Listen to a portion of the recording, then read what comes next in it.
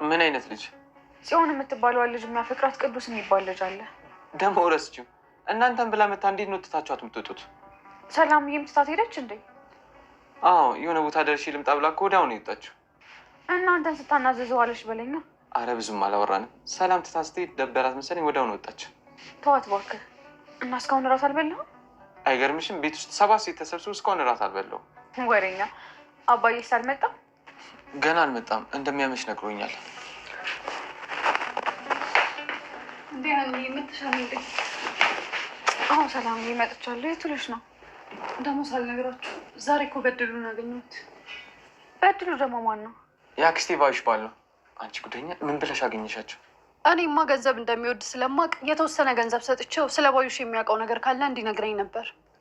እና ነገረሽ ወይ? መናገር አይደለም ሊነግረኝ ይቅርና ጭራሽም አላወቀኝ። እንዴ ቆይ እንዴት ነው የማያውቅሽ? ጥንብዝ ብሎ ሰክሮ ነበር። መቼ? ቆይ ሚስቱ ሞታ በዚህ ጊዜ ይሰክራል? መስከር ቢሉሽ መስከር እንዳይመስልሽ። ጭራሽ እኮ ራሱን አያውቅም ነበር። ምን አለ አሯርጦሽ ቢሆን ኖሮ። አንተም እንደምታወራው። እውነቴን ነው። እንዴ አንቺ እንዴት እሱ ጋር ትሄጃለሽ? ቆይ በእንዴት የሆነ ነገር ቢያደርግሽስ? እንዴ ለእሱ ላንስ ነው እኔ? አንድ ሙሴ የቀረው ሰካራ ምን እንዳያመጣ ነው። ይልቅ ምን እንዳለኝ ንገራችሁ። እሺ ምን አለሽ? ባዩሽ ኖሯም አልጠቀመችኝም። እንደውም መሞቷን የጠቀመኝ የመጣ የሄደው ገንዘብ እየሰጠኝ ነው። እንኳን ሞተች አላለኝ መሰላችሁ? ቸኩል ነው እኮ። አባዬን አግኝቼው ስመለስ በዚሁ ላገኘ ብዬ ነው የመጣሁት። እሺ ግን እንገናኝ ማለቴን አስታውሰሽ ስላገኘሽኝ በጣም ደስ ብሎኛል። አረ ምስጋና አያስፈልገውም። ቅዱስ አንተ ግን እንዴት ነህ? እኔ ደህና ነኝ። ግን ደግሞ አንቺ አግዘሽኝ ጽዮንን ብረሳት በጣም ደህና ሆናለሁ። እኔ በዚህ ሰዓት ምንም ላደርግልህ የምችል አይመስለኝም። ምንም አይነት ሁኔታ ውስጥ ብትሆኚ አንቺ አድርግ የምትይኝ ጠንቅቀሽ እንደምታውቂ እርግጠኛ ነኝ።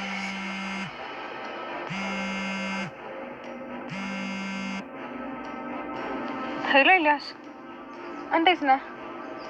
እግዚአብሔር ይመስገን እኔ ደህና ነኝ። አዎ ሰሞኑን ትንሽ ጥሩ ሁኔታ ላይ አልነበርኩም። እማዬ ትንሽ ጥሩ አይደለችም። እንዴ የት ነው የምትመጣው? ኤልያስ እንዳትመጣ። እውነቴን ነው ኤልያስ እንዳትመጣ። ምንም አታደርግም። እኔ እየተረጋጋሁ ነው፣ ደህና ነኝ። በቃ ኤልያስ አሁን ከሰው ጋር ነኝ። በኋላ ቆይቼ እደውልልሃለሁ። እሺ እሺ፣ ቻው። እሺ በጣም ይቅርታ ሳላስፈቀደ ስልክ አነሳኝ። ማንሳት ግዴታሽ ሆኖ እንዳነሳሽው ስለማቅ አልተቀየምኩሽ። ራስ ይበልጣል። አንተ ልጅ ደግሞ ተነሳብህ። ቆይ ጽዮን እንዴት መጣሽ? እናታችሁ መታሰሯን ሰምቼ ነው የመጣሁት። ምን?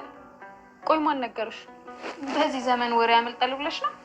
መቼም ከሶሻል ሚዲያ መረጃውን አገኘሁት አትይኝም? በይው እዝራ ማለት እኮ ሶሻል ሚዲያ ነው። እንዴት? እዝራ የሆነ ነገር አወቀ ማለት ዓለም ሁላ ሰማ ማለት ነው። ምንድን ነው የምታወሪው? እዝራ በፍጹም እንደዚህ አይነት ሰው አይደለም። እናንተ መቼ አወቃችሁት? በፍጹም ተሳስተሻል። እዝራ አይደለም ሰውን ለማውራት ሰላም ለማለት ራሱ የሚፈራልሽ ነው። አንገት ደፊ ሀገር አጥፊ ነው ነገሩ። ጽዮን እርግጠኛ ነሽ ስለ እዝራ ነው የምታወሪው? እንዴ ቆይ ምንድን ነው ልጅቷ የምታጨናንቋት? አረ ተዋት።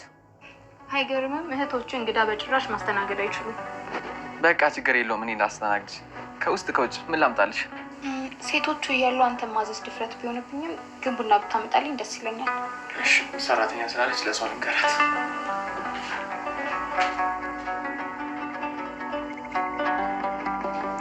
መስፍን ለመሆኑ ቢሮ ገብተህ ታውቃለህ?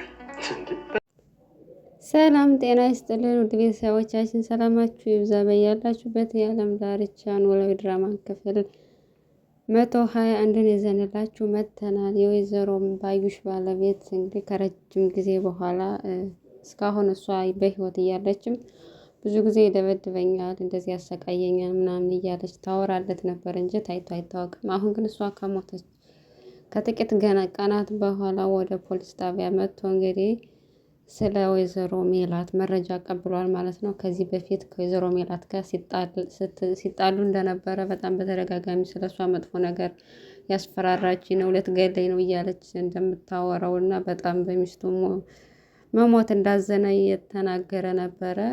ግን ሰውየው እንደሚታየው ከሆነ በጣም የጥቅም ሰው ነው። ምክንያቱም በባለቤቱ ሞት ሊጠቀም ነው ማለት ነው። እየመጣና እያስመሰለ መረጃ እያቀበለ ያለው በጣም በሚስቱ ሞት እንደተጎዳ ምናምን ነው እያለቀሰ እያስመሰለ እየሸወደ ያለው ፖሊሱን።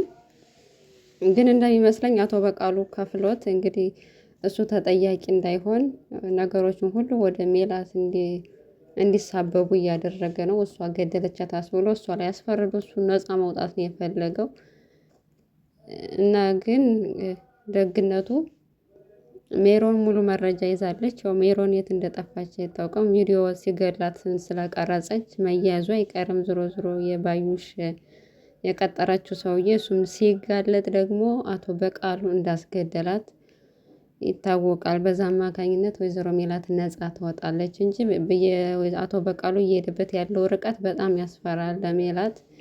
እሷን የልጆች እናት ሆና ስንት ኃላፊነት ያለባት ሴትዮ እስር ቤት ያለ ወንጀሏ ከቶ ለማሰቃየት ነው እንግዲህ በባሏ በኩል እየመጣ ያለው። ይሄ ወራዳ ደግሞ ባልዮ ደግሞ በሚስቱ ሞት ላይ እየሸቀለ ነው ማለት ነው። ምክንያቱም እሷ ሞታም በህይወትም እያለች በጣም ያሰቃያት ነበር። አሁንም ስትሞት እንግዲህ በሞቷ ለመጠቀም ነው ብዙ ርቀት እየሄደ ያለው እና በጣም ነው የሚያናድደው። በሌላ በኩል የሀኒ ጓደኛ እዝራ ሀኒና ሰላም በተደጋጋሚ ከትምህርት ቤት እንደቀሩ ስለተረዳ ቤት ድረስ ሰፈራቸው ድረስ መጥቶ ለማግኘት ሞክሮ ነበር። ግን ሀኒን አላገኛትም። ያገኛት ሰላምን ነው። ሰላምንም አግኝቶ ለምንድነው የቀራችሁ ትምህርት ቤት በሰሞን እየመጣችሁ አይደላችሁም? ችግር አለ ወይ? ሀኒ ምን ሆና ነው ብሎ ጠየቃት። እሷም እናቷ እንደታሰረችባትና ትንሽ ችግር እንዳጋጠማቸው በዛ ምክንያት ነው ከትምህርት ቤት የቀረ ነው። አሁን ግን እየተረጋጋን ስለሆነ እንመጣለን አለችው እና ሀኒ አንጠልጥላ ነው የተወችው። ወይሽም ወይም ቢም አላለችው። በጣም እያሰቃያቸው ነው። ፋራ የሆነች ልጅ እና በፊት እሺ ብላ ፈቃደኛ ሆና ፍቅሩን ተቀብላ ስታበቃ አሁን እንደገና ለምን እንደዚህ ያደረገ ብላ እንግዲህ አሁን ላይ በጣም እሷን እያሰበ ብዙ ነገር እየተጎዳ ነው። በዚህ ምክንያት እንግዲህ በተደጋጋሚ ሰፈር አትምጣ ሀኒ ካየችህ ምናልባት ሀኒ ሊከፋት ይችላል አለችው። እናም ተመልሶ ሄደ። እሷን ሰላም በይልኝ ምናምን ብሎ ሰላሚናም ገባች ወደ ቤት። እናም በጣም ስላዘነና ስለተናደደ መጠጥ ቤት ሄዶ እየጠጣ ነበር ያመሸው። ጽዮንም እሱን ስለምትወደው እያንዳንዱ እግር በእግር ትከታተለዋለች። እኔ እኮ አንተ ለኔ ሙሉ ሰው ነበር የምትመስለኝ፣ በቃ እኔ እንዳንተ ሙሉ ሰው ያለ አይመስለኝም ነበርና እንደዚህ ስትሸነፍ ለካ ሁሉም ደካማ ጎኑ እስከሚያገኝ ነው ምናምን ብላ እያሞገሰችው ነበር። አሁን የምትፈልጊውን ነገር ተናገሪ፣ ያለበለዚያ ደግሞ ዝም ብለሽ አርፈሽ ጠጭ ብሎ እሱም እኔም እኮ ሰው ነኝ፣ ልሳሳት፣ ልወድቅ እችላለሁ፣ የምሸነፍባቸው ማልሸነፍባቸው ነገሮች አሉ ብሎ አስረዳት ማለት ነው። ጽዮንም እንግዲህ ሀኒቾን ችግር ውስጥ ለመጣል ምክንያቱም ሀኒቾ ከእዝራ ጋር ከተለያየች እዝራ ከኔ ጋር ይሆናል ብላ ታስባለች። በዚህም ምክንያት እሷ የሀኒን ችግር ውስጥ ጥላ ወይም ደግሞ ሀኒን በሀኒ በኩል ተጠቅማ ለማራቅ ነው እያሰበች ያለችው። በዚህም ምክንያት እንግዲህ ቅዱስን መጠቀም ያደረገችው እሱ ደግሞ እሷን ስለሚወዳት የፈለገችውን ነገር ታደርገዋለች። ኢቨን ግደል ስትለው እንኳን እስከዚህ ድረስ ሄዶ ነው የእሷን ትዕዛዝ የሚፈጽመው። እናም ስለ ሀኒቾ ሙሉ መረጃ የሰላም እህት ናት፣ ከዛ በፊት የእውነት እህትማማቾች ናቸው ወይስ አይደሉም የሚለው ሙሉ ስለ ሀና መረጃ እንድታመጣልኝ እፈልጋለሁ አለቻት።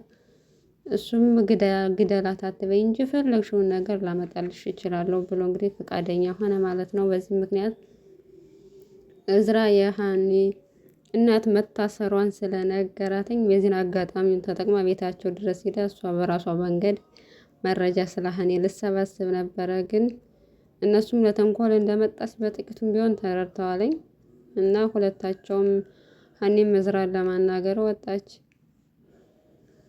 ሰላም ወደ ክፍል ስትገባ ምናሴን ለማናገር ሞከረች። ሀና አባቴን ልይ ብላ ሄዳለች። ግን አባቴን ስትል የሆነ ከእናንተ የተለየ አባት እንዳለች ነው የተሰማኝ፣ ምንድነው ብላ ለማጣራት ሞከረች። እሱ ግን ምናሴ አንድም መረጃ አልነገራትም። ሰላም ስትመጣ እሷ የጀመርኩትን ትጨርስልሻለች ብሎ ጥሏት ሄደ። ሀኒቾም እዝራን ለማግኘት ሄዳ ነበርና በጣም ነው እንትን ያለችው የተናገረችው። በቃ እኔ ጥሩ ሰው መስለኸኝ ነበር ያኔ ፍቅርን የተቀበልኩት፣ አሁን ግን ካገኘሁበት ቦታ ወርደህ ተገንተሃል። ስለዚህ እኔ እስካሁን ያባከንኩት ጊዜ ደግሞ ድጋሚ አባክኝ እንዲቆጭኝ አልፈልግም ምናምን ብላ ብቻ ያልሆነ ነገር ተናገረችው። እሱ ግን በቃ እድል ስጭኝ፣ ወደ ቦታዬ እንድመለስ እንኳን እድል ስጭኝ ድጋሚ ብሎ ነገራት። በዚህ ምክንያት እንግዲህ ተለያዩ እና እሱ በጣም ግራ አጋብተዋለች። ምክንያቱም የሚያስከፋትንም ነገር አላወቀም፣ ደስ የሚላትም ነገር ደግሞ አላወቀም። አንዳንዴ እኮ ሰው የሚያስከፋው ይሄ ነው የሚያስደስተው ይሄ ነው ብላችሁ ስታውቁ እንዴት ነው የሚያስከፋውን ላለማድረግ የሚያስደስተውን ለማድረግ ደግሞ ትጥራላችሁ። እሱ ግን የሚያናድዳትም የሚያስደስታትም ነገር እየለየ ስላልሆነ በዚህ ምክንያት በጣም ግራ እየገባው ነው። እና ሰላሚናም እንዳገኘችው እዝራን ግን ደግሞ ላንቺ እንደመጣሽ እሱ እንደመጣ ልነግርሽ ፈቃደኛ አልሆነም፣ ስለዚህ እንዳትነግሪው ብላ ነገረቻትና በቃ ለምንድነው የምትርቂው? እሱን መቅረብ አለ ወይ? ለምንድነው የፍቅሩን ጥያቄ ተቀብለሽ አሁን ላይ ደግሞ የምትርቂው ስትላት፣ እኔ አሁን ላይ ማሰብ ስለምፈልገው ስለ እናቴ ብቻ ነው፣ ስለሱ ማሰብ አልፈልግም ብላ እንግዲህ በዚህ ምክንያት ያው ሁሌም አይግባቡም ሰላምና ሀኒቾ በዚህ ጉዳይ ላይ። በሌላ በኩል ወደ ወይዘሮ ባዩሽ ባለቤት ስንመለስ እንግዲህ ፖሊሱን ሜላትን ማግኘት እፈልጋለሁ ብሎት ነበር እና ዞት ሄደ። ቀጥታ ወደ እሷ ዞት ሄደ። እሷንም ማገኘት። እሷን ፊት ለፊት ስታየው አቶ በድሉን ያለችው ታውቀዋለች። የጓደኛዋ ባል ስለሆነ ጓደኛዋም ስለ እሱ ከዚህ በፊት ሲበድላትም የሆነ ነገር እያንዳንዷን ጓደኛ እንደመሆኗ መጠን እየመጣች ሁሉን ነገር ታማክራት ስለነበር ታውቃለች ማለት ነው። ስለሱ ታሪክ ስላላቸው የትዳር ህይወት ስለ ባዩሽና ስለ በድሉ ማለት ነው። በዛ ምክንያት እንግዲህ ቀጥታ እንዳያት አንቺ ነሽ የገደልሻት ሚስቴን አሳጣሽን ብሎ ነው የጮኸባት። እሷ ግን ጭራሽ ብለብለህ እኔ እንደውም የመጀመሪያ ተጠርጣሪ ብዬ ማስበው ጠቁም ይብባል አንተን ነው ልልህ የምችለው። ምክንያቱም የምታቀርበው ምግብ ስታጣ የእሷንን ህይወት ስትወጣ ስትገባ ራስና ምሳዋን ዱላ እያደረግክ አንተ ነህ ያሰቃየሃትና የመጀመሪያ ተጠርጣሪ እንደውም አንተ ነህ ብላ እሱን ስትለው ጭራሽ እኔን በድሎ እንዴት እንደዚህ ትይኛለሽ? እኔና እሷ ብንጋጭ ባልና ሚስት ነው። አንቺ ግን ብዙ ነገር ታረጊያት እንደነበረ ትነግረኛለች። ስለዚህ አንቺ ነሽ ተጠያቂ ብለው በዚህ ምክንያት በጣም ንትርክ ውስጥ ገብተው መጨረሻ ላይ ግን ጥላው ሄዳለች። እሱም ባለቤቷም አቶ መስፍንም ሊያገኘው ሞከረ። እሱም ሚስቴን አሳጣችሁኝ፣ ህይወቴን አመሰቃቅላችሁ ደህና ነህ ብለህ አትጠይቀኝ ምናምን እያለ በሱም ተናዶበት ነበረ። ከሰላም ምናምን ጋር ተገናኘ። ግን ሰላም እዚህ ጋር የተረዳችው በሚስቱ ሞት እሱ እየተጠቀመ እንደሆነ ነው እና ሰክሮ በአጋጣሚ ሲቀባጥር ነበረ። ብቻ በቀጣይ ክፍል እንግዲህ እሱ አቶ በቃሉ ልኮት እንደሆነ እንደዚህ እያደረገ ያለው ይጣራል። ወይዘሮ ሜላት ነጻ ትወጣለች፣ ወደ ቤቷ ትመለሳለች ብለን እናስባለን። ቤተሰቦች እስከ መጨረሻው ስለተከታተላችሁኝ አመሰግናለሁ። በቀጣይ እስከምንገናኝ ደህና ሁኑ።